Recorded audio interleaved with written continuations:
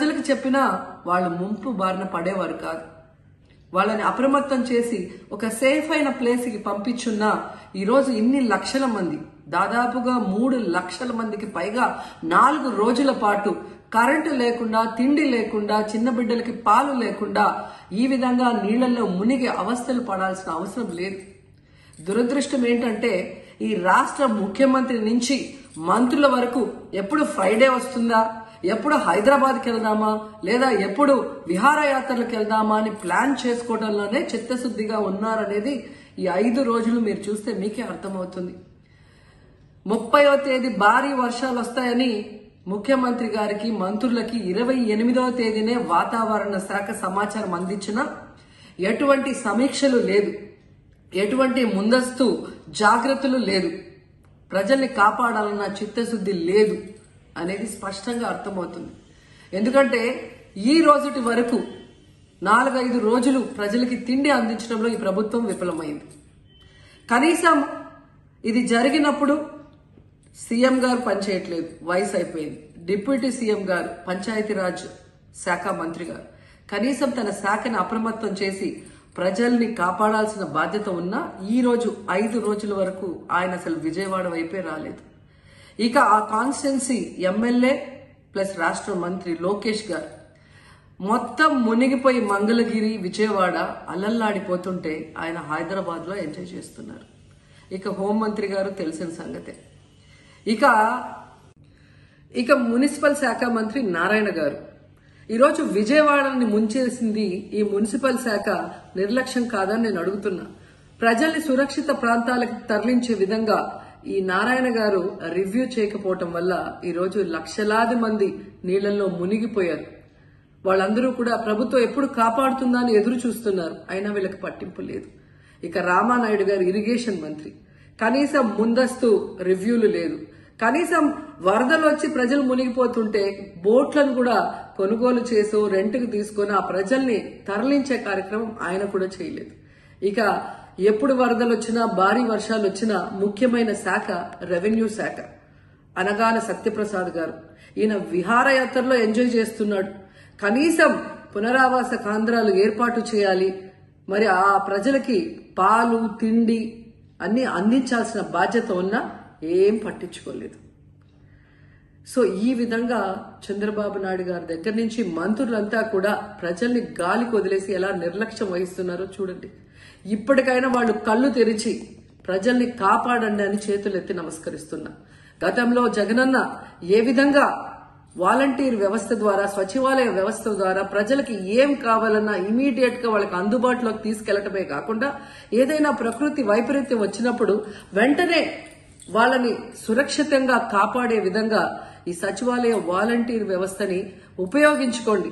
జగనన్న మీద కక్షతో ఆ వ్యవస్థల్ని నాశనం చేయడం వల్లే ఈరోజు ప్రజలకు ఎవరు ఏం అందించలేకపోతున్నారని తెలుసుకోండి. అండ్ ఈరోజు జగనన్న విజన్ ఉన్న నాయకుడు, ప్రజల్ని ప్రేమించే నాయకుడని మరోసారి రుజువు చేసుకున్నారు. ఆయన కట్టించిన ప్రొటెక్షన్ వాళ్ళు లేకపోతే ఇంకా 1,50,000 పైగా కుటుంబాలు మునిగిపోయే ప్రమాదం ఉండేది. ఈరోజు ఆ ప్రాంతమంతా సేఫ్ గా ఉంది విజయవాడలో ఒక సైడ్ అంటే అది జగనన్న ప్రజల పట్ల ఉన్న అభిమానంతో ఆ ప్రొటెక్షన్ వాల్ కట్టించడం అనేది కూడా మనం అందరం గుర్తుంచుకోవాలి. మనకి ప్రకాశం బ్యారేజ్ 5 లక్షల 5 lakh క్యూసెక్స్ కి 5 దాకా వచ్చేస్తుందని చెప్తా ఉన్నారు.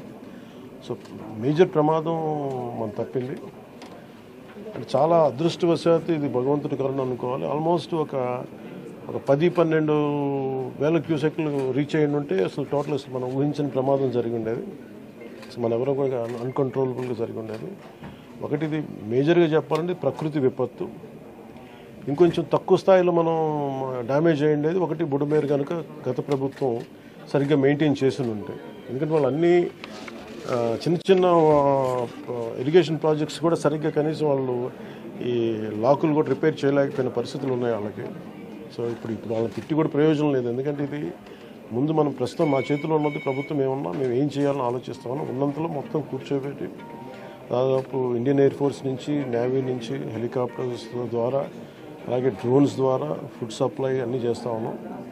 అలాగే సహాయ కార్యక్రమాలు ముందుకు తీసుకెళ్తా ఉన్నాం. అలాగే పిఆర్ పంచాయతీరాజ్ నుంచి కూడా దాదాపు 242 టీమ్స్ని ఈ రోజున 262 టీమ్స్ని ఏర్పాటు చేయడం జరిగింది. ఇది వరద ఎఫెక్ట్ కాని జిల్లాల నుంచి ఈ ప్రత్యేకించి మన ప్రిన్సిపల్ సెక్రటరీ గారి ఆధ్వర్యంలో ఇది ముందుకు తీసుకెళ్తా ఉన్నాం. దీన్ని ఈ రెస్క్యూ కార్యక్రమాలకి దాదాపు చాలా బాధాకరమైన దాదాపు 19 మంది చచ్చిపోయారు. చాలా వారికి మనస్ఫూర్తిగా నా సంతాపం తెలియజేస్తాం. అలాగే ఒక 2 మిస్ అయ్యారు. ఒక పశువులు ఒక దాదాపు 136, అలాగే దాదాపు 1,72,000 హెక్టార్లు పంట నష్టం జరిగింది. అది ఉద్యాన పంటలు కానీ లేదంటే మామూలు మన ప్యాడీ కానీ ప్యాడీయే దాదాపు 1,72,000 హెక్టార్లు, హార్టికల్చర్ వచ్చి ఒక 15,000 హెక్టార్స్ ఉంది. అలాగే 176 రీహాబిలిటేషన్ సెంటర్స్ని ఏర్పాటు చేయడం జరిగింది. దీనిలో ముఖ్యంగా ఈ దాదాపు 328 ట్రైన్స్ క్యాన్సిల్ చేయడం జరిగింది. 6,44,536 మంది ఈ వరదల వల్ల ఎఫెక్ట్ అయ్యారు. దాదాపు 193 రిలీఫ్ క్యాంప్స్ మెయింటైన్ చేయడం చేస్తున్నాం. అలాగే దాదాపు 42,707 మందికి రిలీఫ్ క్యాంప్స్లో అకామిడేట్ చేసాం. దాదాపు 194 మెడికల్ క్యాంప్స్ ఆర్గనైజ్ చేసాం. దీనికి ఇది ఇంకొక ఈ డేంజర్ ఇలా కంటిన్యూ అవుతుందా లేదని చూస్తుంటే ఖచ్చితంగా తగ్గుముఖం పడుతుంది. ఇది గాబరా పడాల్సిన అవసరం లేదు. అలాగే మేము సహాయ కార్యక్రమాలు పాపం అందరూ కూడా పిఆర్ పంచాయతీరాజ్ దగ్గర నుంచి స్టేట్ సిసోడియా గారి అధ్యక్షతన గౌరవ ముఖ్యమంత్రి చంద్రబాబు గారి ఆధ్వర్యంలో సహాయ కార్యక్రమాలు, స్టేట్ డిజాస్టర్ మేనేజ్మెంట్ అలాగే నేషనల్ డిజాస్టర్ మేనేజ్మెంట్ అందరూ ఒకటే ఇన్ ట్యాండెం కలిసి పనిచేస్తూ ఉన్నాను. సో ప్రతి దాదాపు ఈ సెంటర్కి 600 calls to 700 calls వస్తూ ఉన్నాయి. ఈ సెంటర్కి ఎక్కడెక్కడ ఇబ్బందులు ఉన్నాయంటే అడ్రస్ చేస్తూ ఉన్నాం.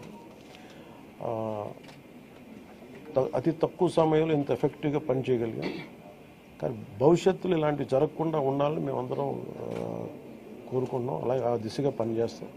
ఇది ఒక రోజుతో కాకుండా ఇది రాత్రంతా పాపం సిసోడియా గారి కానీ అందరు కానీ ప్రతి పంచాయతీరాజ్ కానీ అందరూ ఈ డిజాస్టర్ మేనేజ్ ప్రతి ఒక్కరి కాల్ సెంటర్స్లో ఉన్నవాళ్ళు మొత్తం అందరూ రాష్ట్ర యంత్రాంగం మొత్తం ఆల్మోస్ట్ ప్రతి ఒక చిన్నపాటి ఏరియా కూడా ఒక ఐఏఎస్ ఆఫీసర్ని పెట్టి సహాయ కార్యక్రమాలని ముందుకు తీసుకెళ్తా ఉన్నాం.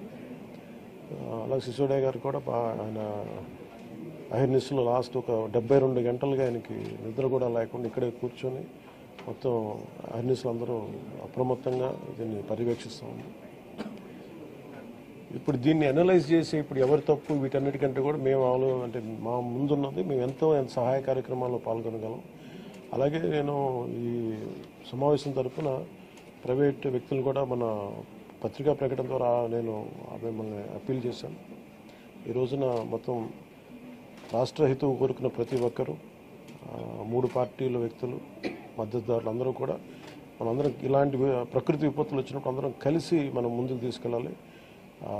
రాష్ట్ర ప్రభుత్వం నుంచి కొత్తగా ఏర్పడ్డ ప్రభుత్వం మనం ముందుకు తీసుకెళ్తా ఉన్నాం. అలాగే మీ వంతు సహాయం కూడా మీరు చేయమని కోరుకుంటూ ఉన్నాను. అలాగే నా సైడ్ నుంచి కూడా ఈ ప్రత్యేకించి రాష్ట్ర సీఎం రిలీఫ్ ఫండ్కి 1 కోటి రూపాయల నిధుల్ని నేను చంద్రబాబు గారి రాష్ట్ర ముఖ్యమంత్రి నిధికి నేను విరాళంగా ప్రకటిస్తున్నాను. ఈ సహాయ కార్యక్రమాలకి చిన్న ఒక పూర్తి స్థాయిలో ఏమాత్రం వాళ్ళకి వచ్చినా కానీ నాకు చాలా ఆనందం కలుగుతుంది. ఆ దిశగా రేపు కలిసి వారికి అందజేస్తున్న చెక్ ఒకటి. అలాగే ఈ పరిస్థితుల్లో ఒక చిన్న అనాలిసిస్ ఏంటంటే రీహాబిలిటేషన్కి షిఫ్ట్ చేయబడ్డ వారు 42,000 మంది. నిన్న